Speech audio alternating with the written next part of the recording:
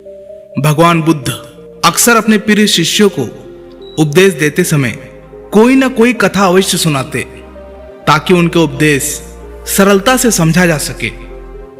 ऐसी ही एक कथा भगवान बुद्ध ने अपने शिष्यों को सुनाते हुए कहा। एक स्त्री थी, उनकी आंखें चली गई थी। पहले एक गई, फिर दूसरी। वह बहुत परेशान रहने लगी। पति अपनी अंधी पत्नी का बोझ कब तक उठाता। वह उससे अलग रहने लगा। उसकी छोटी लड़की ने भी उससे मुंह मोड़ लिया। स्त्री हर काम के लिए पराश्रित रहने लगी, पर उसे कौन सहारा देता। ऐसी हालत में उन्होंने अपनी एक पुरानी सहेली के पास आकर रहने लगी, लेकिन उसका व्यवहार बड़ा अजीब था। वह स्त्री जब पानी मांगे तो उनकी सहेली उसे एक बार पिला देती और दूसरी बार मांगने पर वह कह देती, मैं तुम्हारी नौकर नहीं हूं, उठो घड़े से लेकर अपने आप ही पी लो। जब वह कपड़े मांगती तो उनकी सहेली उन्हें एक बार दे देती, फिर दूसरी बार मांगने पर कह देती, अलमारी में रखे हैं, जाओ अपने आप ले आओ। अगर कभी उसका मन घूमने को होता तो उसकी सहेली एक बार साथ चली जाती, लेकिन दूसरे बार जब जाने की बात होती तो वह कह देती, मुझे काम है, तुम अकेले घूम आओ। यह सब सुनकर अंधी स्त्री अपने मन को मार कर उठती और अपने काम को करती रहती।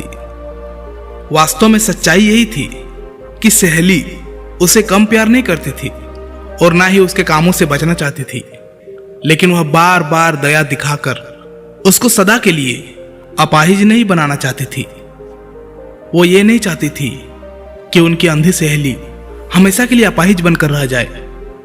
और फिर धीरे धीरे वह स्त्री सब काम अपने आप ही करने लगी। उसे किसी के सहारे की जरूरत ना रही।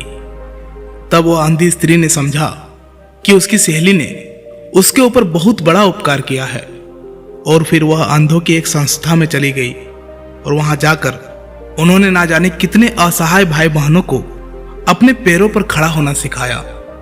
मित्रों, इस कहानी से यह सीख मिलती है कि कभी भी अपने आप को किसी कमी की वजह से, चाहे वो धन की कमी हो, संसाधनों की कमी हो या शरीर से कोई कमी हो, छोटा नहीं समझना चाहिए। क्योंकि अगर आप इन कमियों के बारे में सोचने लगेंगे तो धीरे धीरे आपका मन छोटा होता जाएगा, आपके अंदर नेगेटिव थॉट्स आनी शुरू हो जाएगी और यही नकारात्मक विचार आपको भीतर से और ज्यादा अपाहिज बनाता रहेगा।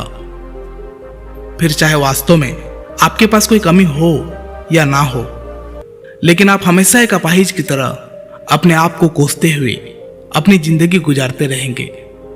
इसीलिए हमेशा अपने आप में सकारात्मक विचार रखिए, पॉजिटिव एटीट्यूड रखिए, हमेशा अपने मनोबल को बढ़ाकर रखिए।